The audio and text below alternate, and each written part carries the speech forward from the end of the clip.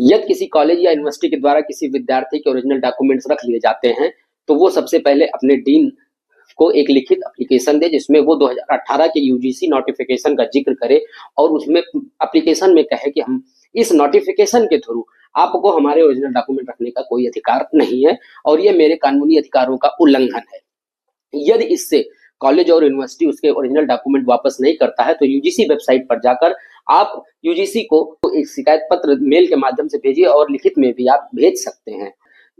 यदि आपकी समस्या नहीं सॉल्व होती है तो आप हाई कोर्ट जाकर रिट याचिका दाखिल कीजिए जिसमें आप अपने पक्ष में आर्डर ले सकते हैं। अब तक कई हाई कोर्ट्स ने इस मामले पर विद्यार्थियों के पक्ष में आदेश दिए हैं।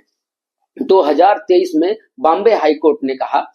कि किसी भी विद्यार्थी की संपत्ति होती है उसके ओरिजिनल डॉक्यूमेंट और किसी भी कॉलेज के द्वारा रख लेना ये उसके कानूनी अधिकारों का उल्लंघन है। साथ ही साथ 2025 में रिसेंट में तेलंगाना हाई कोर्ट ने एक इंजीनियरिंग कॉलेज के इस प्रवृत्ति को पर रोक लगाते हुए आर्डर किया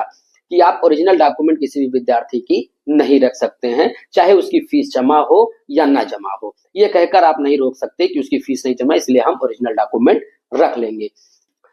राजस्थान हाई कोर्ट ने कहा कि यदि आप किसी भी स्टूडेंट के ओरिजिनल डॉक्यूमेंट्स रख लेते हैं तो ये उसके कानूनी अधिकारों का उल्लंघन है जो कि आर्टिकल 14, आर्टिकल 21 और आर्टिकल 301 का उल्लंघन है। इसमें 2025 में पंजाब और हरियाणा हाई कोर्ट ने एक निजी मेडिकल कॉलेज को कहा